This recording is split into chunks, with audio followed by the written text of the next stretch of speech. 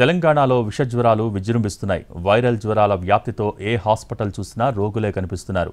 రోగులతో private, ప్రభుత్వ హాస్పిటల్స్లో కిటకిటలాడుతున్నాయి. భారీ వర్షాలు, నీళ్లు నిల్వలు ఉండటంతో విష జ్వరాలు వేగంగా వ్యాపిస్తున్నాయి.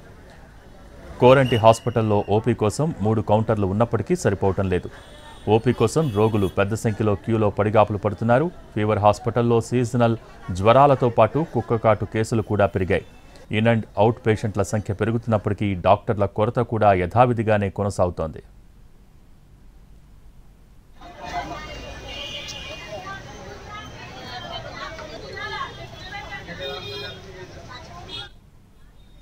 దీనికి సంబంధించి మరిన్ని డీటెయిల్స్ మా ప్రతినిధి రాధిక అందిస్తారు. తెలంగాణ రాష్ట్రంలో వైరల్ ఫీవర్స్ విజృంభిస్తున్నాయి. ఎక్కడ చూసినా కూడా జ్వరాల బారిన పడుతున్న జనాలే కనిపిస్తున్నారు. ఇంటింటికి జ్వరాలతో, ఒళ్ళు నొప్పులతో, జలుబు, ఇటు బాడీ పెయిన్స్తో మనకి కనిపిస్తున్న పరిస్థితి. ప్రస్తుతం మనం ఫీవర్ హాస్పిటల్లో ఉన్నాము. ఇక్కడ ఒక్కసారి క్యూ లైన్ చూస్తే కూడా మనకు అర్థమవుతుంది. ఓపీ క్యూ లైన్ సాధారణంగా 200-300 వందలకు మించకపోయేది, కానీ ఈ ఏడాది మాత్రం దాదాపుగా 800 కూడా దాటిన పరిస్థితి. 1000కి పైగా కూడా ఇక్కడ కేసులు నమోదవుతున్న పరిస్థితి. అయితే ఫీవర్ హాస్పిటల్లో ఉన్న కౌంటర్స్, ఓపీ కౌంటర్స్ 3 కౌంటర్లు ఉన్నాయి. ఇవి కూడా సరిపోని పరిస్థితి. ఇక్కడ క్రౌడ్ చూస్తేనే అర్థమవుతుంది జ్వరాలు ఎంత విపరీతంగా ఉన్నాయో. హైదరాబాద్లో ఉన్న నలుమూలల నుంచి కూడా ఇక్కడికి ఫీవర్స్ ఎక్కువగా ఉన్నప్పుడు ఈ హాస్పిటల్ని ఎంచుకుంటున్న పరిస్థితి. పేద వర్గాలు ఎక్కువగా ఈ హాస్పిటల్కి వస్తూ ఉంటారు. ఇక్కడ క్యూ లైన్స్ చూస్తే కూడా మనకు అర్థమవుతుంది. సపరేట్గా మహిళల క్యూ లైను, పురుషుల క్యూ లైను, అట్లాగే ఫీవర్ హాస్పిటల్కి కుక్క కాటు కేసులు ఎక్కువగా వస్తూ ఉంటాయి. వాళ్ళకి సపరేట్గా క్యూ లైన్ ఏర్పాటు చేయడం జరుగుతుంది. సో విపరీతమైన రద్దీతో మనకి ఇక్కడ పేషెంట్స్ కనిపిస్తున్న పరిస్థితి. ఎవరిని కదిలించినా జ్వరాలతో బాధపడుతున్న వాళ్ళే మనకు ఎక్కువగా కనిపిస్తున్నారు. అమ్మ, ఏమైంది? కాళ్ళ నొప్పులమ్మా, వెనకటికి వచ్చిండే చూడు కరోనాని. ఎట్లా ఉంది ఇప్పుడు? ఎన్ని రోజులు అయింది? ఇవాళకి 3 రోజులు అయింది. మళ్ళీ రమ్మన్నారు, టెస్టులు అన్నీ అయినాయి. ఏమో ఇవాళ డిశ్చార్జ్ చేసుకుంటారేమో. లేవని ఇంక వస్తలేదురా, ఇట్లా పట్టుకొని లేస్తున్నాం. ఏమైందమ్మా మీకు? జ్వరం వస్తుంది, దగ్గు, సర్ది, జ్వరము. 4 రోజులు అవుతుంది ఆడికి చూపించుకోవాలి. దగ్గు బాగా కరోనా వచ్చిండే కదమ్మా, మళ్ళీ స్టార్ట్ అయింది. ఆ నొప్పులు, ఇవన్నీ నొప్పులు, మెడమలు, నడుములు ఆగుతలేవు. 1 వీక్ అవుతుంది మా పాపకు. జ్వరము, సర్ది, బాడీ పెయిన్స్, దగ్గు, అసలు తగ్గట్లేదు.